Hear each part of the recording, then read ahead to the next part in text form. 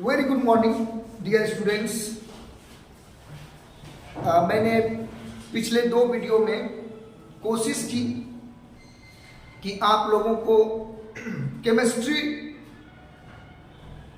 Physics, biology I mean science में आप लोगों को एक जज्बा दिया जाए जिससे कि आप उसे सीख सको, पढ़ने की कोशिश कर सको।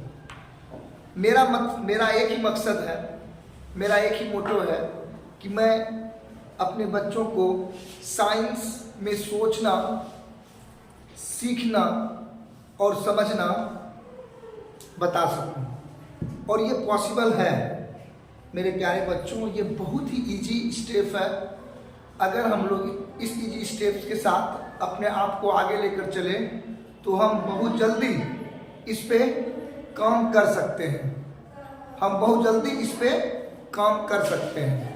तो अब आप लोगों को मैं कुछ इम्पोर्टेंट टॉपिक्स जो मैंने ऑलरेडी डिस्कस किया है उसके बारे में बताऊंगा। डियर, मैंने पहले भी कहा था एटम्स को हमें समझना होगा। एटम्स को हमें समझना होगा। अगर एटम्स को हमने समझ लिया तो बहुत ही आसान है केमिस्ट्री को कंट्रोल करना, केमिस्ट्री को समझना।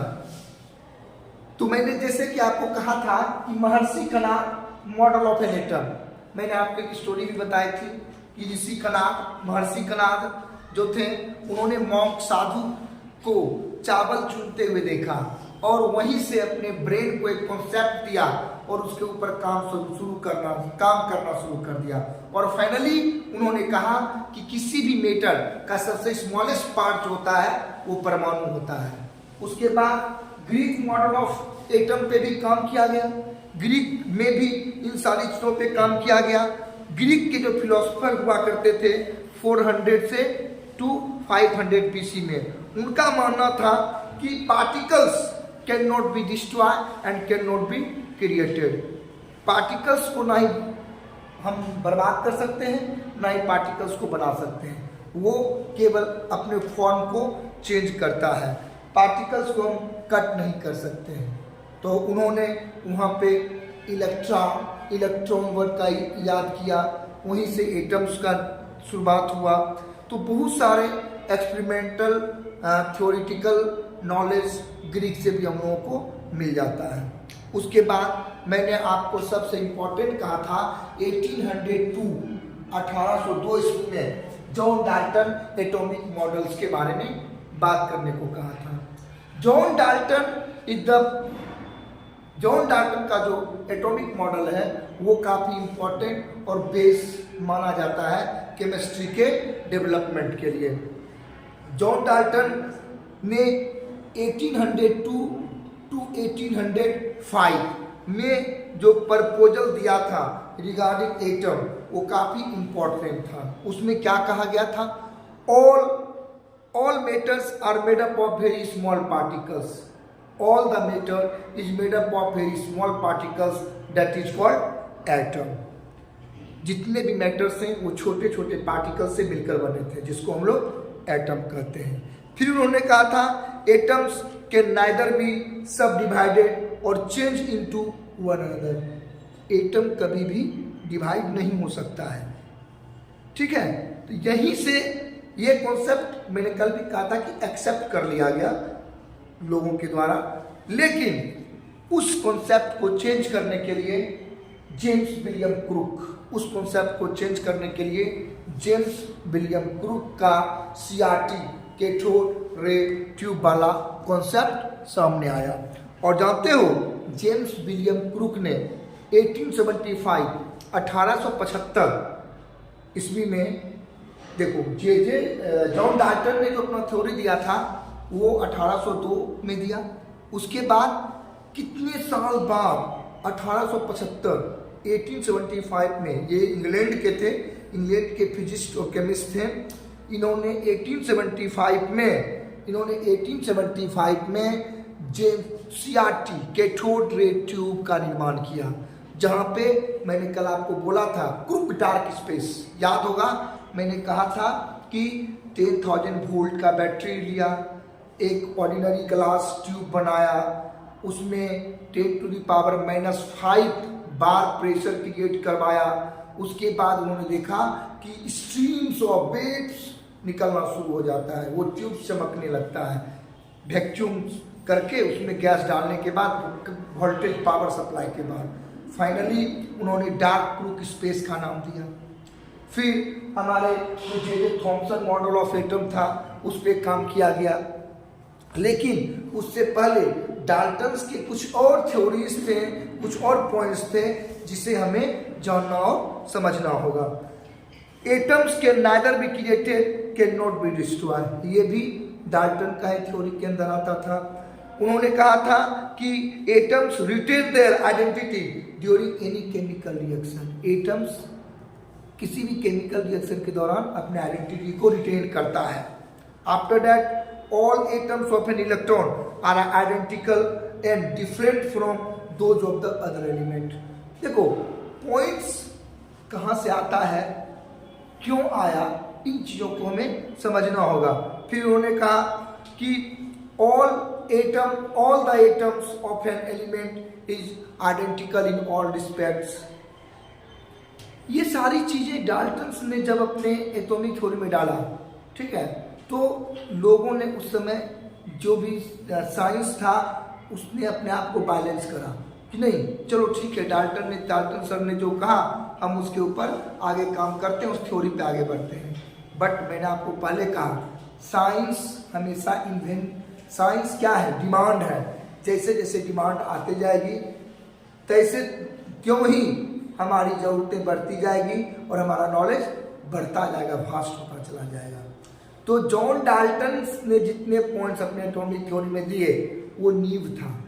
आप लोगों को मैं बता दूं कि आगे कुछ क्वेश्चंस इस तरह के भी बनते हैं कि जॉन डाल्टन के पोस्टुलेट्स क्या है, जॉन डाल्टन के ड्रॉबैक क्या है। तो पोस्टुलेट्स और ड्रॉबैक जो ही ये बढ़ आता है, साइंस अपने आप को वास्ट करता है, अपने आप को बड़ा करता है। और फिर जेम्स ब्रूक, जे थॉमसन, ई गोल्डस्टिन का नाम आता है। अब आप लोगों को याद होगा law of conservation of chemical reaction. Chemical reactions के हम लोगों ने 3 लॉ पढ़ने हैं जनरली। अभी हम अगर 10th देखें तो हमको 3 लॉ पढ़ना होता है। पहला लॉ क्या है, law of conservation of mass. याद होगा law of conservation of mass, जिसमें क्या कहा गया था, mass of reactant equal to mass of product, mass of reactant equal to mass of product. अब बात आती है कि ये लॉ किसने दिया, याद है आप लोगों को, ये लॉ किसने दिया था, एंटोनियन लेवोजियर ने, law of conservation of mass. इन सारे पॉइंट्स को लिखो।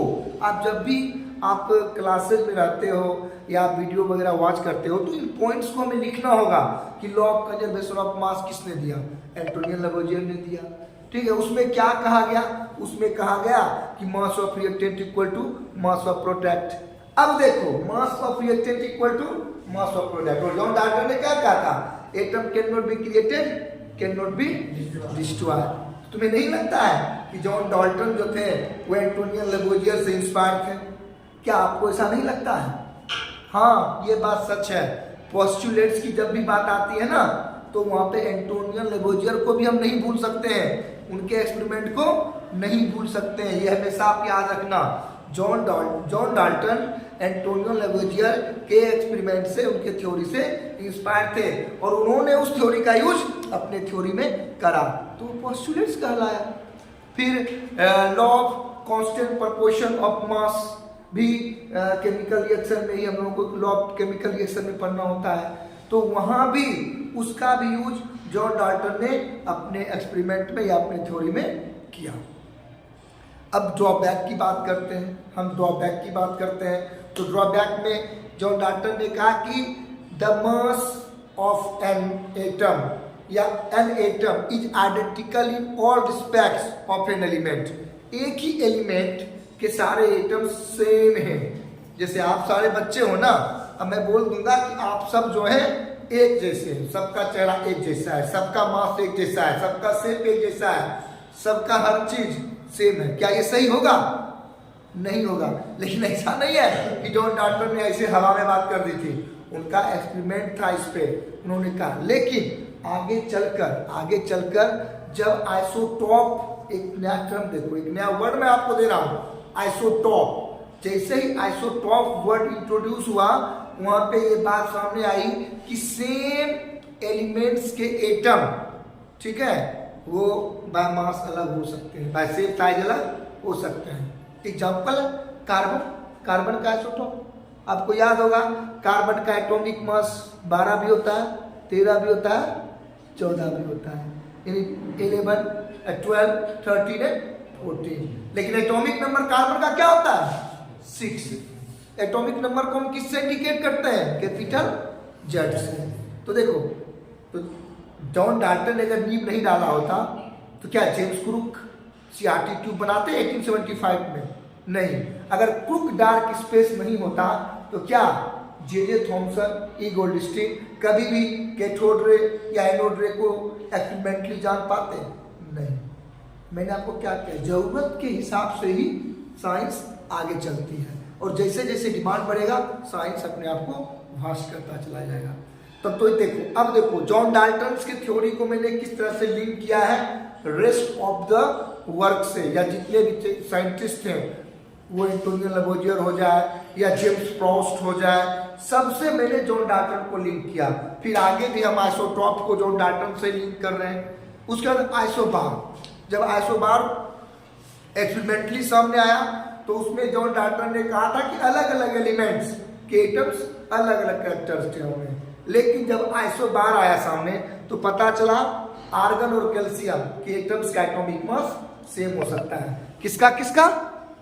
आर्गन का सिंबल पता होगा आपको Ar, और कैल्शियम का सिंबल पता होगा आपको Ca। आर्गन का एटॉमिक नंबर क्या होता है बच्चे?